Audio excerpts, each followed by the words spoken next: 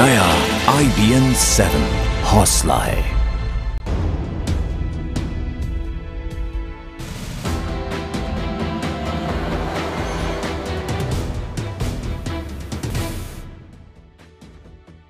भारत का सर्वोच्च सम्मान और अब बांग्लादेश का भी सर्वोच्च सम्मान।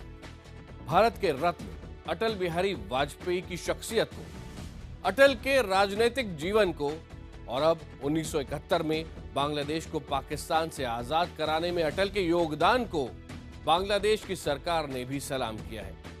बांग्लादेश में भी अटल को सबसे बड़े सम्मान से नवाजा गया।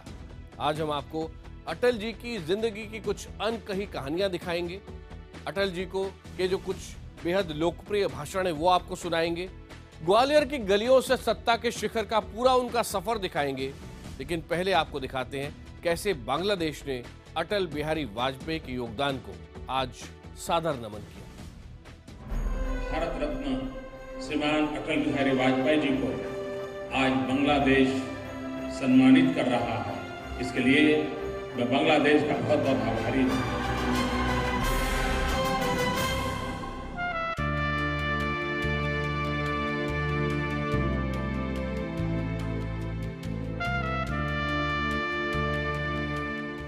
एक और अटल सम्मान।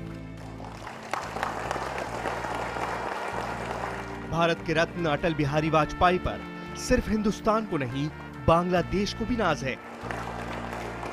बांग्लादेश ने भी अटल को सबसे बड़े सम्मान से नवाजा है, यानी liberation war honour award.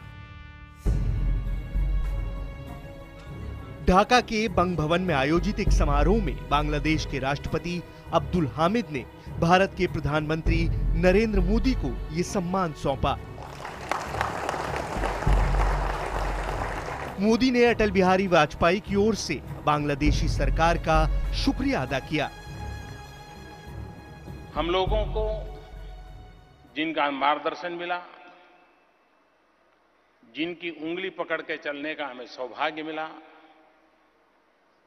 Bharat मां के सपूत भारत रत्न अटल बिहारी वाजपेयी जी को आज बांग्लादेश ने विशेष सम्मान दिया।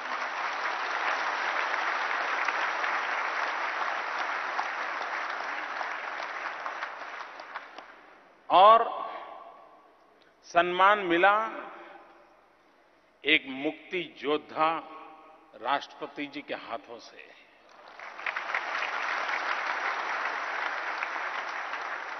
सम्मान मिला बंगबंधु की बेटी की उपस्थिति में।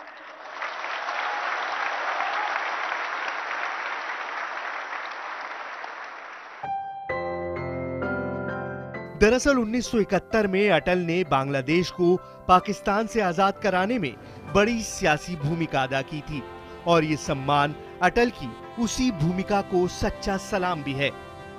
1971 में अटल बिहारी वाजपेयी लोकसभा के सदस्य थे और उस दौरान उन्होंने संसद में ऐतिहासिक भाषण भी दिया था, जिसे प्रधानमंत्री नरेंद्र मोदी ने एक बार फिर याद दिलाया।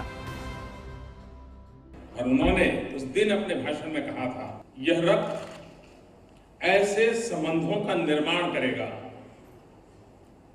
जो कभी भी किसी भी दबाव से टूटेंगे नहीं।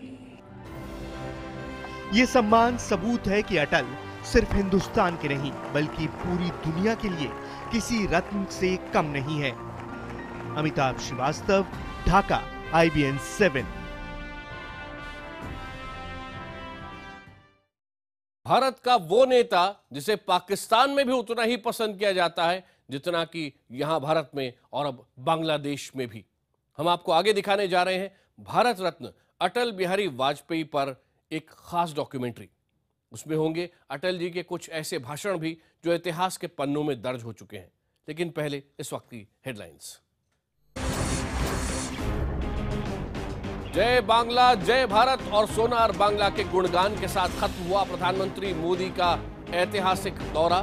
ढाका के मंच से किया पाकिस्तान पर वार और UN से भी पूछा सवाल। है कि नहीं, उसके लिए हमें सबूत देने पड़ रहे हैं। सिक्योरिटी परमानेंट सीट के लिए भारत को तरसना पड़ रहा है।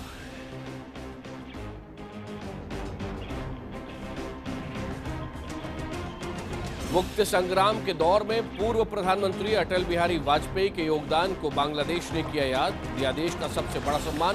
प्रधानमंत्री मोदी ने कहा, तबीयत ठीक होती तो अटल जी खुद आते और 4 चांद लग जाते इस समारोह में।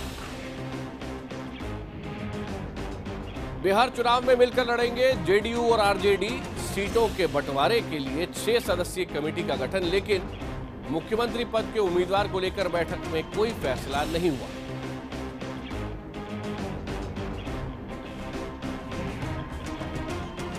राम मंदिर पर बोले साक्षी महाराज, हमारे इरादों पर मत करो शक, अभी सरकार में 4 साल है बाकी। विपक्ष ने लगाया सरकार की नाकामी से ध्यान भटकाने का आरोप। प्रायोजक है अब घी नहीं प्रीत लाइट खाएं। प्रीत लाइट और प्रकृति जैसी शुद्धता हमारी पहचान। MDH मसाले, the real spice of India.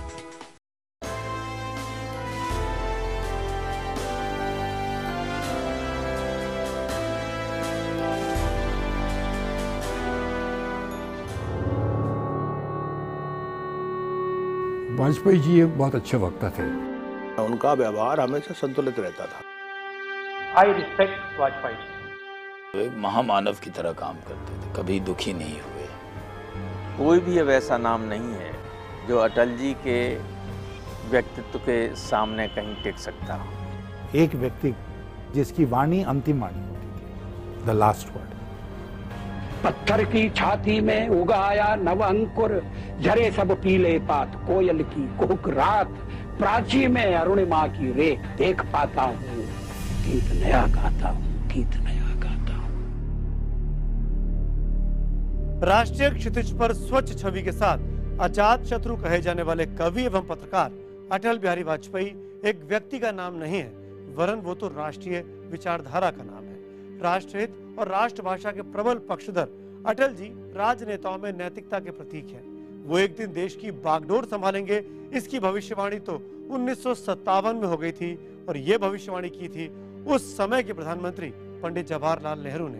भविष्यवाणी ये कि नौजवान सांसद अटल बिहारी वाजपेयी एक दिन जरूर देश के प्रधानमंत्री बनेंगे। उत्तर प्रदेश के बलरामपुर से चुनाव जीतकर सिर्फ 33 साल की उम्र में अटल बिहारी वाजपेयी लोकसभा पहुंचे। पूत के पांव पालने में नजर आने लगे। उन दिनों देश ही नहीं, लोगों के दिलों पर भी राज करने वाले प्रधानमंत्री जवाहरलाल नेहरू ने वाजपेयी का ओजस्वी भाषण सुना तो उनकी प्रतिभा को पहचानने में चूक नहीं की। समय के साथ वाजपेयी की शोहरत बढ़ती गई। वर्षों बाद जवाहरलाल नेहरू की बेटी इंदिरा गांधी देश की प्रधानमंत्री बनी। देश की राजनीति में तब तक वाजपेयी की पहचान एक तपे तपाए नेता के तौर पर होने लगी थी। यही वजह थी कि इंदिरा गांधी ने संयुक्त राष्ट्र संघ में भारतीय प्रतिनिधिमंडल का नेतृत्व करने के लिए वाजपेयी का चुनाव किया। पहली बार किसी नेता ने संयुक्त राष्ट्र संघ में हिंदी में भाषण दिया।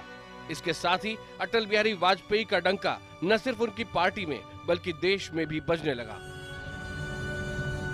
एक एहसास जो था, सबसे बड़ी बात जो है, अटल जी के साथ काम करने में एहसास था कि हम एक बहुत बड़े नेता के साथ काम कर रहे हैं, एक ऐसे व्यक्ति के साथ काम कर रहे हैं जिसका देश में और विदेशों में भारी सम्मान है। 1951 में जब जनसंघ की स्थापना हुई तो वाजपेयी उसके संस्थापक सदस्यों में से एक थे, लेकिन कांग्रेस के बोलबाले के दौर में नई पार्टी को स्थापित कर पाना आसान नहीं था। बहरहाल कवि हृदय वाजपेयी इस पथ पर आगे चल पड़े। मार्गदर्शन था श्यामा प्रसाद मुखर्जी का और पंडित दीनदयाल उपाध्याय का। फिर लाल कृष्ण आडवाणी का साथ मिला, जिनके साथ उनकी जोड़ी आगे चलकर खासी मशहूर हुई। 1957 में बलरामपुर से चुनाव जीतने के बाद वाजपेयी के नाम की धमक बढ़ने लगी। 1962 में वो राज्यसभा के लिए चुने गए, लेकिन 1968 में फिर लोकसभा से लड़कर आए। इसके बाद उन्होंने कभी पीछे मुड़कर नहीं देखा। ऐसा कम होता है कि विपक्ष का कोई नेता सत्ता की कुर्सी पर बैठे नेता की पीठ थपथपाता हो, लेकिन वाजपेयी ने तो एक नई परंपरा की शुरुआत कर दी। 1971 में पाकिस्तान से युद्ध जीतने के बाद वाजपेयी ने अपनी धुर विरोधी इंदिरा गांधी को दुर्गा की उपाधि दी। वाजपेयी ने इंदिरा को बड़ा बताकर अपने कद को और बड़ा कर लिया। 1977 तक वाजपेयी विपक्षी राजनीति के काफी बड़े नाम बन चुके थे। इमरजेंसी के बाद इंदिरा गांधी बुरी तरह चुनाव हारी। जनता पार्टी ने पहली बार केंद्र में गैर कांग्रेसी सरकार बनाई। इस सरकार में वाजपेयी को विदेश मंत्री बनाया गया। वैसे वाजपेयी की जनसंघ में शामिल होने की एक अलग कहानी है। आरएसएस और जनसंघ में ये बहस चल रही थी कि सरकार में शामिल होना चाहिए या नहीं। संघ की राय थी कि जनता पार्टी की सरकार में शामिल नहीं होना चाहिए, लेकिन काफी बहस के बाद संघ को वाजपेयी के आगे झुकना पड़ा। वाजपेयी संघ को ये समझाने में कामयाब रहे कि समाज में परिवर्तन का रास्ता सत्ता से होकर गुजरता है। अब ये बात और है कि जनता पार्टी का अनुभव ज्यादा मीठा नहीं रहा। थोड़े दिन बाद ही सरकार गिर गई और इस तरह 1980 में भारतीय जनता पार्टी वजूद में आई। जनसंघ के सर्वमान्य नेता अटल बिहारी वाजपेयी ही बीजेपी के अध्यक्ष बने। वाजपेयी बीजेपी के अध्यक्ष होने के साथ साथ संसद में पार्टी के नेता भी थे, लेकिन 1984 में बीजेपी को एक घटना ने झकझोर दिया। लेकिन इंदिरा गांधी की हत्या के बाद सहानुभूति की ऐसी लहर उठी कि बीजेपी उसमें बह गई। उसके सिर्फ 2 सांसद लोकसभा में चुने गए। हिंदुत्व की राजनीति करने वाली पार्टी के लिए यह सबसे बुरा प्रदर्शन था। हालत ये हुई कि वाजपेयी ग्वालियर से चुनाव हार गए। ग्वालियर में उनके खिलाफ माधवराव सिंधिया थे। वैसे तो हार को लेकर वाजपेयी कभी ज्यादा चिंतित नहीं होते, पर घर में हुई हार से वाजपेयी कुछ परेशान हो उठे। वो दौर था, इंदिरा जी की लहर थी और उसमें वो चुनाव हार गए और उनके साथ जिस तरह का व्यवहार उस वक्त कांग्रेस पार्टी ने किया, उससे ज़रूर उनके मन पे दुख था कि वो इस लायक नहीं थे हार के जो हार मिली थी। भारत का संबंध है, भारत माता का संबंध है, इसको विवाद का विषय नहीं बनने दिया जा सकता। 1984 के बाद अटल बिहारी वाजपेयी और बीजेपी दोनों की राजनीति ने बड़ा मोड़ लेना शुरू किया। 90 के दशक में शुरुआती साल के बाद का समय वाजपेयी के लिए बेहद अहम था। आरएसएस की अगुवाई में विश्व हिंदू परिषद ने राम मंदिर आंदोलन छेड़ दिया और बीजेपी भी इस कार्यक्रम से जुड़ गई। बीजेपी के वरिष्ठ नेता आडवाणी रथ पर सवार होकर सोमनाथ से अयोध्या की ओर कूच करने लगे। उदारवादी कहे जाने वाले वाजपेयी के सामने ये एक बड़ी चुनौती थी। पार्टी से उनका कभी किसी विषय पर मतभेद नहीं रहा। वो ठीक है, अटल जी का एक अपना अंदाज था और उनके अंदाज को सारे पार्टी का अंदाज कहा जाए ये नहीं हो सकता था।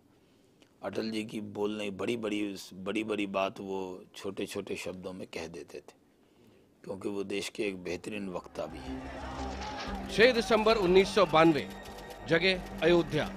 आडवाणी, मुरली मनोहर जोशी, उमा भारती सबकी मौजूदगी में बाबरी मस्जिद ढा दी गई। लेकिन वाजपेयी अयोध्या में नहीं थे। उन्होंने इस घटना पर दुख जताया। हालांकि मंदिर के लिए माहौल बनाने वालों में वाजपेयी शामिल थे, लेकिन वो संकेत दे रहे थे कि पार्टी के कट्टर रुख का उनके रंग पर असर नहीं पड़ा है। ये वो दौर था जिसमें कुछ लोगों के मुताबिक मुल्क की राजनीति सेक्युलर और कम्युनल में बंट गई।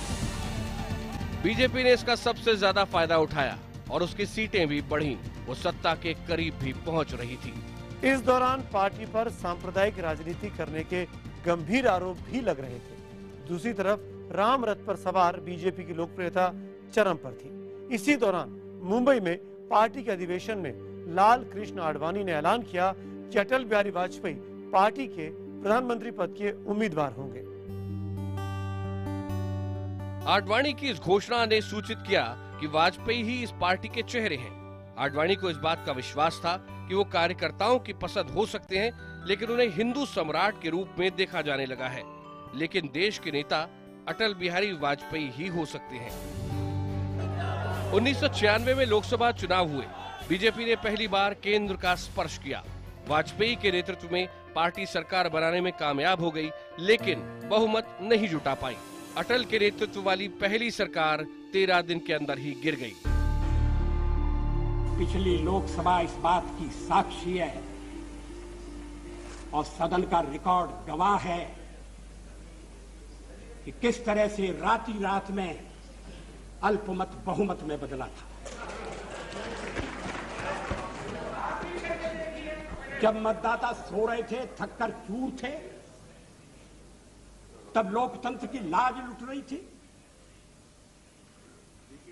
तब ईमान का सौदा हो रहा था, तब पार्लियामेंट की खरीद, पार्लियामेंट के मेंबरों की खरीद फरोख्त का बाजार खुला हुआ था। मामला अदालत में, मैं उस पर ज्यादा टिप्पणी करना नहीं चाहता, लेकिन हमने देखा कि अल्पमत किस तरह से बहुमत में बदला। वो रास्ता हमारे लिए भी खुला था, मगर हमने उस पर जाने से इनकार कर दिया। सत्ता की उठापटक तेज हो चली थी। वाजपेयी हार मानने को तैयार नहीं थे। उनकी कविताएं उनके हौसले का सबूत हैं। गीत नया गाता हूँ, टूटे हुए तारों से फूटे वासंती स्वर, पत्थर की छाती में उगा आया नव अंकुर, झरे सब पीले पात, कोयल की कुहुक रात, प्राची में अरुणिमा की रेख देख पाता हूँ, गीत नया गाता हूँ, गीत नया गाता हूँ। 1996 से 1998 तक कांग्रेस के समर्थन में यूनाइटेड फ्रंट की सरकार ने देश पर शासन किया, लेकिन कांग्रेस के समर्थन से चल रही ये सरकार मजबूत साबित हो रही थी। आखिर 1998 में लोकसभा चुनाव के पुराने अनुभव से सीख लेते हुए बीजेपी ने सहयोगियों का महत्व समझा और एनडीए का गठन किया गया। इसमें अकाली दल, समता पार्टी, एआईएडीएमके और बीजेपी जैसी पार्टियां थी। आंध्र प्रदेश के चंद्रबाबू नायडू बाहर से जुड़े और वाजपेयी दूसरी बार देश के प्रधानमंत्री बने। 1998 में सत्ता संभालने के बाद वाजपेयी ने पोखरण में परमाणु विस्फोट का फैसला कर अपनी नेतृत्व क्षमता का परिचय दिया। अंतर्राष्ट्रीय स्तर पर भारत के इस कदम को संदेह की नजर से देखा गया। कई देशों ने आर्थिक प्रतिबंध भी लगाए, लेकिन वाजपेयी ने देश का भरोसा जीता। India conducted 3 underground nuclear test in the Pokhran range. These tests conducted today were with a fission device, a low yield device and a thermonuclear device. Atal ji एक डेमोक्रेट थे और डेमोक्रेट की तरह हर दफा बिहेव करते थे हर इश्यू पर। उनको लगता था कि होना चाहिए तो होना चाहिए, लेकिन अगर बाय एंड लार्ज अगर उनको ये लगता था कि नहीं बहुत लोग इसके विरोध में हैं तो रोक भी देते थे। वाजपेयी 1999 में राजनीतिक संकट से दो चार हुए। जयललिता की डीएमके ने समर्थन वापस खींच लिया, सरकार गिर गई। अब अटल छाप छोड़ चुके थे। इसी साल हुए चुनाव ने एनडीए का कुनबा और बड़ा कर दिया। एनडीए सरकार में आई। मैं भारत की प्रभुता और अखंडता अक्षुण्ण रखूंगा। इस सरकार के गठन ने ये भी साबित कर दिया कि वाजपेयी की स्वीकार्यता सबसे ज्यादा है। विषय संघ के प्रधानमंत्री के रूप में वे अपनी पार्टी और एक गठबंधन के नेता बने। वो उसी सहजता के कारण बने क्योंकि उनकी स्वीकार्यता सबसे अधिक थी। दूसरे शब्दों में जो मैं कहना चाहता था, उन्हें नेतृत्व सौंपना शायद एक विवशता थी और किसी को नेतृत्व सौंपना इतना आसान नहीं था। ये उनके उसी आंतरिक व्यक्तित्व से निकलकर आने वाली चीज थी। इसलिए ऐसा व्यक्ति जब शासन के सर्वोच्च पद पर होता है तो वो अपनी सर्वमान्यता को छोड़ नहीं पाता, वो अपनी तटस्थता को छोड़ नहीं पाता। वाजपेयी जी एक बहुत अच्छे वक्ता थे और एक पर्सनैलिटी उनकी थी। मध्यम वर्ग के तबके को आकर्षण करने की उनके अंदर में शक्ति थी, इसमें कोई संदेह नहीं। वाजपेयी के नेतृत्व में पहली गैर कांग्रेसी सरकार थी जो अपना कार्यकाल पूरा कर पाई। अब वाजपेयी बीजेपी के एक छत्र नेता थे। यहाँ तक कि संघ भी उनके सामने बौना होने लगा था। जिसने भी उनसे झगड़ा मोल लिया या तो बीजेपी में ही नहीं रह पाया या फिर चला गया। बाबरी मस्जिद के ढह जाने के बाद हिंदुत्व खेमे में कल्याण सिंह की लोकप्रियता उफान पर थी। वो संघ के चहेते बनकर उभरे थे। उन्होंने वाजपेयी को भुलक्कड़ और पियक्कड़ की संज्ञा दी और उसी के बाद बीजेपी उत्तर प्रदेश के इस बड़े नेता को भूल गई। काफी मशक्कत के बाद उन्होंने पार्टी में वापसी की। गोविंदाचार्य भी पार्टी में मजबूत संगठन मंत्री थे, लेकिन उन्होंने वाजपेयी को पार्टी का मुखौटा कह दिया। वाजपेयी के आसपास ऐसे लोगों का जमावड़ा था जो आरएसएस को फूटी आंखों नहीं सुहाते थे। जसवंत सिंह, यशवंत सिन्हा, ब्रजेश मिश्रा, ये सभी वाजपेयी के दाहिने हाथ थे। और संघ के हाशिए पर। संघ आडवाणी को आगे करना चाहता था। प्रधानमंत्री आवास पर एक समारोह था। वेंकैया नायडू अध्यक्ष थे। मंच पर आडवाणी और वाजपेयी दोनों विराजमान थे। वेंकैया नायडू ने तुलना की और वाजपेयी को विकास पुरुष और आडवाणी को लौह पुरुष बताया। फिर क्या था, अटल जी ने ऐलान कर दिया, न टायर्ड न रिटायर्ड। संघ से जुड़े स्वदेशी संगठन उदारीकरण और भूमंडलीकरण के खिलाफ ताल ठोक रहे थे, लेकिन मौके की नजाकत को समझते हुए वाजपेयी ने नरसिम्हा राव और मनमोहन सिंह की राह पर चलना बेहतर समझा, यानी उदारीकरण का झंडा उठा लिया। वो ये जरूर चाहते थे कि अर्थनीति का फायदा आम गरीबों को मिले, महंगाई काबू में रहे। वाजपेयी ने स्वर्णिम चतुर्भुज जैसी महत्वाकांक्षी योजना शुरू की और किसानों के लिए क्रेडिट कार्ड भी शुरू किया। अर्थशास्त्र के गूढ़ सिद्धांतों को नहीं जानते हुए वो जो डायरेक्शन देते थे, उस डायरेक्शन के नीचे और उसके आधार पर काम करना फिर बहुत आसान हो जाता था और नीति बनाना। जैसे आपने महंगाई की बात की, अब जाहिर है कि कोई भी कहेगा कि भाई महंगाई को नियंत्रण में रखो। कैसे नियंत्रण में रखना है ये आप सोचो। आप अगर वित्त मंत्री हो, आपके सलाहकार हैं, तो वो सब मिलकर सोचें।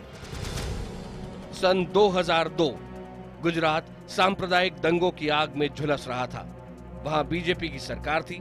आडवाणी के चहेते नरेंद्र मोदी मुख्यमंत्री थे। वाजपेयी सरकार पे हमले हो रहे थे। देश ही नहीं, विदेश में भी सरकार के नाम पर बट्टा लग गया था। वाजपेयी गुजरात गए, हालात का जायजा लिया। नरेंद्र मोदी उनके बगल की सीट पर बैठे थे। पत्रकारों ने वाजपेयी से पूछा, गुजरात के मुख्यमंत्री के लिए क्या संदेश है? वाजपेयी ने अपनी बेबाक राय सामने रखी। मैं चीफ मिनिस्टर के लिए मेरा एक ही संदेश है कि वो राजधर्म का पालन करें। संदेश था कि वो गुजरात में पैदा हुए हालात से खुश नहीं थे। इतना ही नहीं, वाजपेयी ने पार्टी की बैठक में भी गुजरात के दंगों का मामला उठाया। कहा मोदी को पद छोड़ देना चाहिए। ये बात और है कि आडवाणी और संघ के दबाव में मोदी को हटाया नहीं जा सका। वैसे कुछ राजनीतिक दलों को लगा कि प्रधानमंत्री को और सख्त कार्रवाई करनी चाहिए थी, जो नहीं की गई। भावनात्मक रूप से मेरी समझ में वाजपेयी जी को वो पसंद नहीं था, मंजूर नहीं था, लेकिन प्रैक्टिकल रूप में तो उन्होंने कुछ किया नहीं। प्रधानमंत्री थे वो। इस गुनाह के लिए सिर्फ सलाह देना मोदी को कि राजधर्म तुमने पालना सीखना चाहिए, इतना काफ़ी नहीं था। कॉन्स्टिट्यूशन के अंतर्गत तो वो डिसमिस करना चाहिए था उनको, उस गवर्नमेंट को। ये तो उन्होंने किया नहीं। लेकिन वाजपेयी ने अपना काम कर दिया था। यही चतुर राजनेता वाजपेयी का अंदाज था। कट्टर हिंदूवादी छवि वाली पार्टी में होकर भी वो अपनी छवि सेक्युलर बनाए हुए थे। संघ के स्वयंसेवक होने के बावजूद वाजपेयी उसके अंधभक्त नहीं थे। उनकी यही खासियत उन्हें दूसरे नेताओं से अलग करती है। सभी पार्टियों में उनके प्रशंसक थे। राजनीतिक व्यक्ति के साथ वो एक सहज मनुष्य थे और अपनी सहजता का निर्वाह उन्होंने शायद जीवन भर किया। एक विचारधारा से जुड़े होने पर भी उस विचारधारा की जो आत्यंतिक कट्टरता है वो उनमें नहीं थी। वो एक विलक्षण प्रतिभा के धनी है। वाक पटुता में तो कोई मुकाबला था ही नहीं, और एज ए मैन एक बहुत अच्छे आदमी। मेरा अपना अनुभव है कि जब भी कभी प्रधानमंत्री रहते हुए भी लॉबी में अगर आमना सामना हुआ तो ऐसा कभी नहीं हुआ होगा जब अटल जी ने रोक के ये न पूछा हो, राम गोपाल कैसे हो, मुलायम सिंह कैसे हैं। अटल की उदारता के सभी कायल थे। बीजेपी की विचारधारा से जो लोग सहमत नहीं थे, उन्हें भी अटल के नाम पर कोई परहेज नहीं था। वो तो बाबरी मस्जिद बनी थे, बाबरी मस्जिद जब गिरी तो उसमें माफी मांगे वो। और जो विश्व हिंदू परिषद के और बाकी साधु आते थे, वो कहते थे जमीन दे दो बाबरी मस्जिद की, तो वो नहीं कहते थे नहीं ये नहीं हो सकता।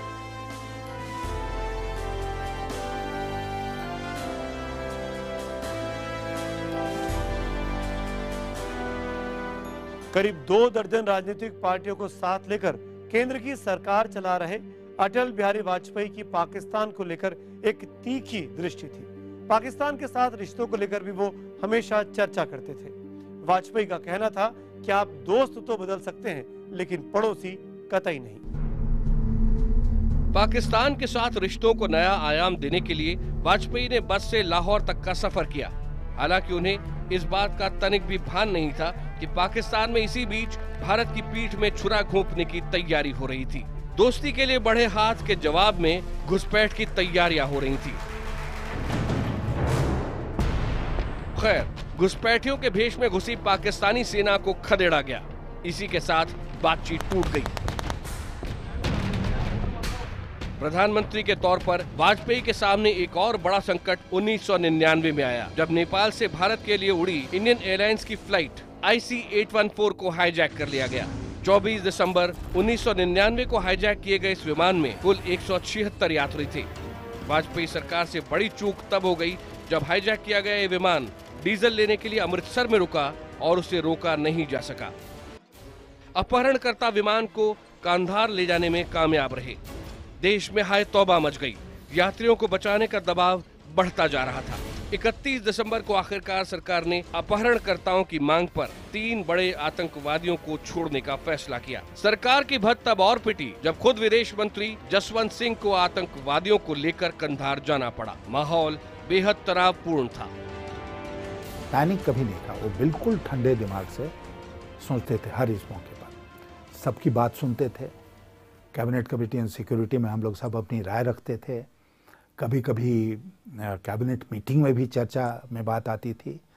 सबकी बात सुनते थे और विपक्ष की भी बात सुनते थे। जैसे कारगिल वार में एक बार नहीं कई बार उन्होंने सारे राजनीतिक दलों के साथ बुलाकर बातचीत की, उनको विश्वास में लिया। उसी तरह जो हाईजैक हुआ था, कंधार ले जाया गया था प्लेन, उसमें भी उन्होंने राजनीतिक दलों से बातचीत की और सब लोगों ने कहा सरकार जो उचित समझती है वो कदम उठाए। आज जो भी कहें। वाजपेयी को पाकिस्तान ने कई बार धोखा दिया, लेकिन वाजपेयी की कोशिश रुकी नहीं। थोड़ा समय लगा और उन्होंने एक बार फिर पाकिस्तान के साथ रिश्ते सुधारने के लिए बड़ा कदम उठाया। वाजपेयी ने परवेज मुशर्रफ को बातचीत का न्योता भेजा, जिन्होंने कारगिल के युद्ध का ताना बाना बुना था। विरोध भी हुआ। कहा गया कि पाकिस्तानी हित से बातचीत का कोई फायदा नहीं। वाजपेयी के सुरक्षा सलाहकार रहे ब्रिजेश मिश्रा अब इस दुनिया में नहीं है, लेकिन उस वक्त उन्होंने भी कहा कि मुशर्रफ से बातचीत नहीं की जानी चाहिए। जब उन्होंने अपने कैबिनेट कलीग्स के साथ बात करके मुशर्रफ को बुलाया आगरा समिट के लिए, मैं उसके बिल्कुल खिलाफ था। मैंने कहा भी उनसे कि इसमें कुछ होगा नहीं। But the cabinet colleagues were quite determined, and I felt that even Atal ji wanted to, कि उनसे बात करना चाहते थे। बहरहाल मैंने अपना ऑब्जेक्शन बता दिया और छोड़ दिया। उसके बाद मुशर्रफ को न्योता देने की काफी आलोचना हुई। कहा गया कि मुशर्रफ चुनी हुई सरकार के मुखिया नहीं है। फिर भी वाजपेयी अपनी बात पर अडिग रहे। उन्हें मालूम था कि पाकिस्तान के साथ बातचीत जारी रखने के अलावा कोई और रास्ता है भी नहीं। इसी माहौल में पाकिस्तान के राष्ट्रपति भारत आए। मोहब्बत की निशानी ताजमहल की नगरी में बातचीत हुई और टूट गई। मुशर्रफ को खाली हाथ लौटना पड़ा, पर वाजपेयी के पास हर बात का जवाब था। वो आज परिवर्तन की ओर जा रहा है और ठोस नतीजे सामने आ रहे हैं।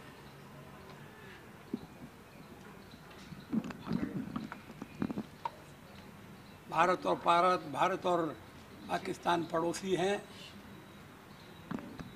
हम पड़ोसी के नाते बर्ताव करेंगे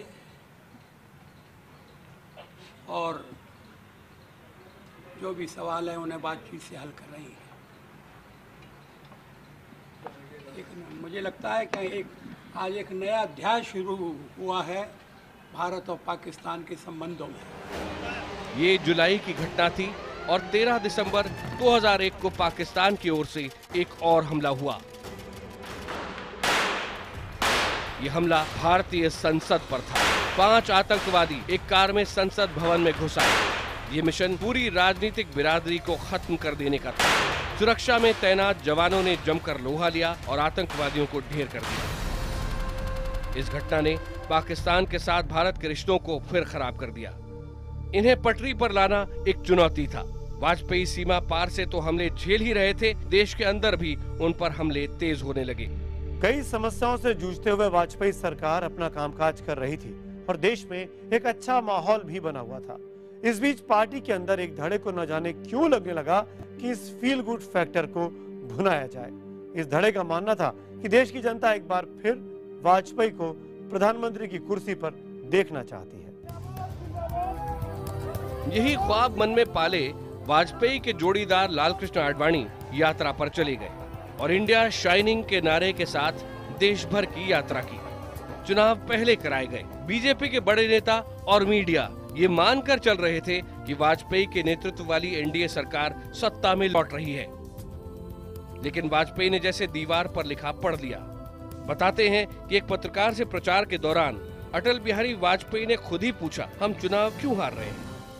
वाजपेयी हर मुश्किल का सामना बड़े ही सहज तरीके से करते थे। मैंने कभी उनको नहीं देखा कि कुछ घबराए हुए हैं, कुछ हमेशा शांत। आपको मालूम है बहुत कम बोलते थे लेकिन शांत रहते थे। मैं उनके पास कोई से भी खबर लेके जाऊं, बुरी से बुरी खबर, उनके ऊपर कोई नहीं। वाजपेयी की मौजूदगी ही पार्टी में उत्साह भर देती थी। सहयोगी दलों को भी भरोसा रहता था कि अटल के रहते ऐसा कुछ नहीं होगा जिससे कि उन्हें दिक्कत हो। वो जो एक व्यक्ति जिसकी वाणी अंतिम वाणी होती थी, वो आज के दिन नहीं है, द लास्ट वर्ड। लेकिन अगर वाजपेयी को और अधिक जानना है तो उनके बचपन और परिवार के प्रति उनके समर्पण को जानना बहुत जरूरी है।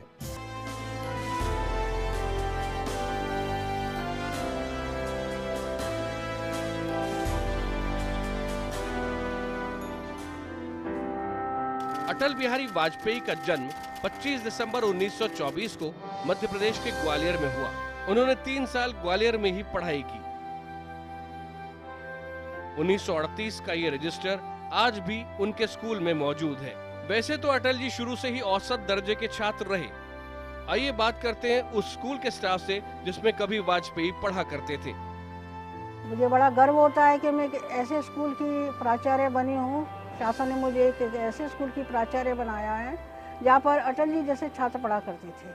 तो ऐसे चहुमुखी प्रतिभा के धनी अटल जी को हमारा विद्यालय और हमारे छात्र भी प्रेरणा के रूप में लेते हैं। और जब भी हमारे यहाँ कोई कार्यक्रम होते हैं तो हम बच्चों को इसी बात के लिए अभिप्रेरित करते हैं कि वो भी अटल जी जैसे ही एक छात्र बने और देश का, न केवल देश का बल्कि विदेश में भी अपना नाम ऊंचा करें।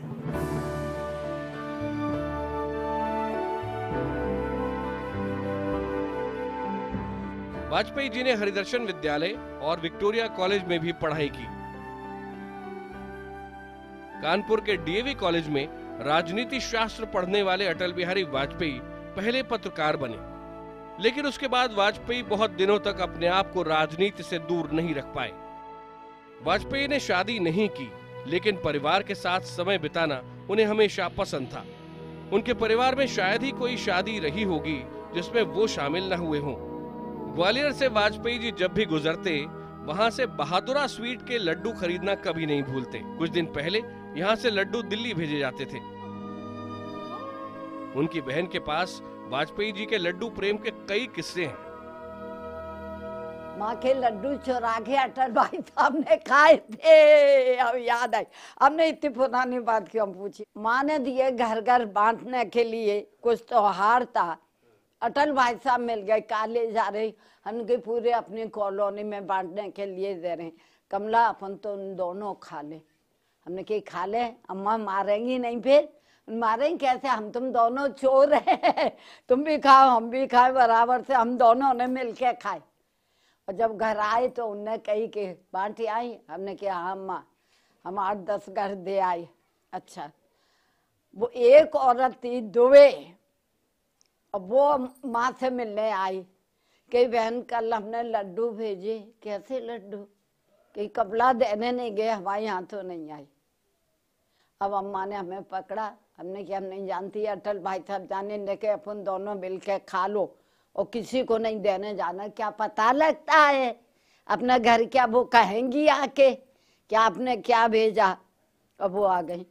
मंगोड़ों का बहुत शौक, और बड़े स्वाद से एक मंगोड़ा धीरे से लेते थे और एक आँख मिचका के एक और खाएंगे और हाल बता देंगे इसमें सौंफ कम है, अदरक कम है, कि गरम मसाला नहीं डाला, कि हींग नहीं बोल रही, कि प्याज बहुत ज्यादा है। 1 सेकंड में माने उसको फेल कर देंगे। 1984 में वाजपेयी ग्वालियर से चुनाव हार गए, लेकिन इस शहर से उनका प्यार कभी कम नहीं हुआ। ग्वालियर में उनके तमाम किस्से मौजूद हैं। ग्वालियर मेले में पूरे परिवार के साथ जाना और झूला झूलना उन्हें पसंद था। झूले के ऐसे शौकीन कि भीड़ होने पर भी घंटों इंतजार करके झूले पर बैठते जरूर। और अगर ग्वालियर में कोई नई पिक्चर लग जाए तो क्या कहना। पिक्चर का बहुत शौक। मैंने तो उनके साथ आखिरी की तो मुझे बहुत याद नहीं है, फिर भी रॉक्सी टॉकीज में देखी थी। 50-60 जने गए थे हम लोग, 40। और काजल टॉकीज को कृष्णा कहते थे, ये फुल रहती थी। जब जाते पहला दिन, जब भी वो आएंगे तो बस पिक्चर का प्रोग्राम। अटल जी की बहुत सारी छोटी छोटी बातें उनके परिवार को याद हैं। विदेश दौरे से लौटते तो तोहफे लाते, लेकिन उनके रिश्तेदार ढेर सारे थे, इसीलिए तोहफे बांटने के लिए बाकायदा एक नीति बनाई गई। जब भी वो आए हैं ग्वालियर तो कुछ न कुछ गिफ्टें लेके आते थे। जब गिफ्टें कम हो जाती थीं तो पर्चियां वो डालते थे, जिसके नाम से पर्ची निकलेगी। तो उसमें जरा भी लोगों को ये नहीं रहता था कि ये इनको दे दिया, पार्शलिटी नहीं आने पाती थी ये लोगों में। बिल्कुल क्लियर कट रहता था हिसाब किताब, और जिसके नाम से जो निकलती थी वो लेके खुश होता था। वाजपेयी को राजनीति में आ रही गिरावट से बेहद तकलीफ थी और इसीलिए वो नहीं चाहते थे कि परिवार का कोई भी सदस्य राजनीति में आए। लेकिन मध्य प्रदेश के मंत्री अनूप मिश्रा, उनके भांजे, इसे एक अलग रंग देते हैं। व्यक्ति पूजक, परिवारवाद ये हावी नहीं होना चाहिए। तो अगर आप अपनी क्षमता से आ रहे तो उन्हें कोई तकलीफ भी नहीं थी, लेकिन हम तुमको बैठा रहे हैं सिर्फ इसलिए कि तुम मेरे भांजे हो, करुणा मेरी भतीजी है। तो करुणा जी भी अपने बलौदा बाजार के मंडल अध्यक्ष रहते हुए लोकसभा और राज्यसभा तक का सफर उन्होंने तय किया है। लेकिन उनको इससे उनको खुशी भी मिली कि आप अपनी क्षमताओं के अनुरूप आगे बढ़ रहे हैं, किसी की आवश्यकता बीच में नहीं पड़ रही है। ईमानदारी को लेकर वाजपेयी का अफसोस शायद बीजेपी पर भी एक टिप्पणी थी, जिसके तमाम नेताओं पर भ्रष्टाचार के आरोप लगे, लेकिन वे इस पर कोई निर्णायक अफसोस जता पाते इससे पहले ही वाणी ने उनका साथ छोड़ दिया। प्रधानमंत्री बनते समय कोई मेरा हृदय आनंद से उछलने लगा, ऐसा नहीं हुआ। और सब कुछ छोड़ छाड़ कर जब चला जाऊंगा तब भी मेरे मन में किसी तरह की म्लानता होगी, ऐसा आप मत समझिए।